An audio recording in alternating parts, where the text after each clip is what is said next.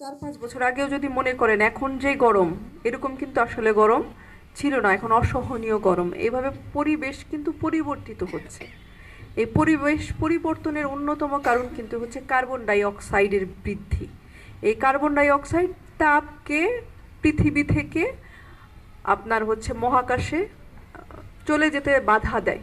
এটা ধরে রাখে, তাপ ধরে রাখার কারণে পৃথিবীর বায়ুমণ্ডলের তাপমাত্রা বেড়ে যাচ্ছে। এইটা রিডিউস করার একমাত্র ওয়ে হচ্ছে কার্বন ডাইঅক্সাইডের পরিমাণ কমানো। এটা আমরা কমাতে পারি একমাত্র বৃক্ষরোপণের মাধ্যমে।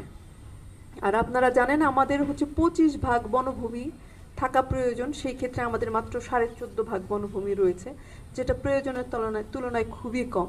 এখন আমাদের আসলে নিত্য প্রয়োজনীয় কাজে আমরা বৃক্ষ আমাদেরকে কাটতেই হয়, কারণ আমরা ফার্নিচার বানানো, ঘর বানানো, আমাদের খাদ্য, ইভেন আমরা দেখেন টিস্যু পেপার তৈরিতেও কিন্তু প্রচুর আমাদের বৃক্ষ প্রয়োজন হয়। ইভেন আমরা যে কাগজ তৈরি করি, এটা কিন্তু হচ্ছে আপনার কাঠের মণ্ড থেকেই কিন্তু এই কাগজ তৈরি করতে হয়। তাহলে আমাদের প্রয়োজনে কিন্তু আসলে আমরা বৃক্ষ বিভিন্নভাবে ব্যবহার করছি, কিন্তু এটা কিন্তু রিপ্লেস হচ্ছে না।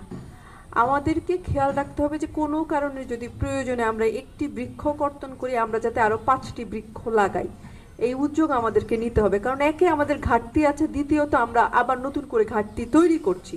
তো আমরা শুধু গাছ লাগালেই হবে না, গাছগুলো যাতে নির্বিঘ্নে বেড়ে উঠতে পারে সেই জন্য আমাদের পরিচর্যা করতে হবে, যাতে এগুলো কোনো গবাদি পশু খেয়ে না ফেলে প্রোটেকশন দিতে হবে। আপনার গাছ আমরা কিন্তু শখের বসে না, আমাদের প্রয়োজনের তাগিদেই এখন লাগাতে হবে। আমাদের বেঁচে থাকার জন্য গাছ অন্যতম অনুষঙ্গ, এটা চিন্তা করে আমাদেরকে গাছ লাগাতে হবে, গাছের যত্ন নিতে হবে।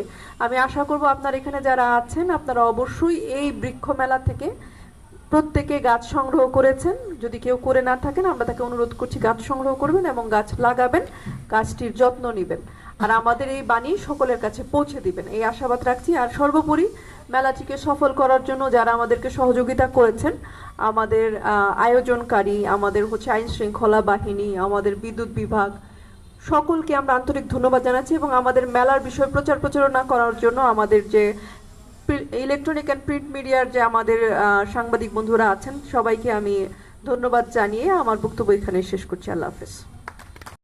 কৃষি সম্প্রসারণ অধিদপ্তর রাজবাড়ী। এরপর প্রস্তুত থাকবে সমবায় নার্সারি চক কেষ্টপুর রাজবাড়ী, নার্সারি প্রশিক্ষণ কেন্দ্র রাজবাড়ী।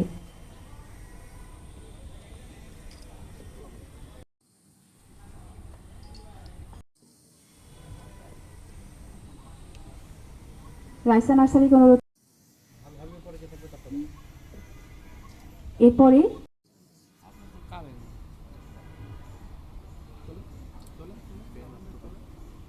এরপরে দ্বিতীয় স্থান অর্জন করেছে দেলোয়ার নার্সারি বাণীবহ রাজবাড়ী, তাকে প্রস্তুত থাকার জন্য অনুরোধ করছি।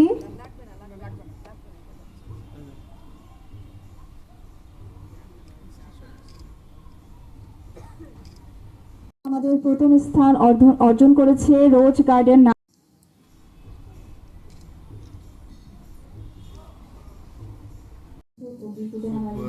মানে অনেক বড় একটা পাওয়া বৃক্ষ নার্সারিতে, আমাদের এই নার্সারিতে প্রথম হয়েছে।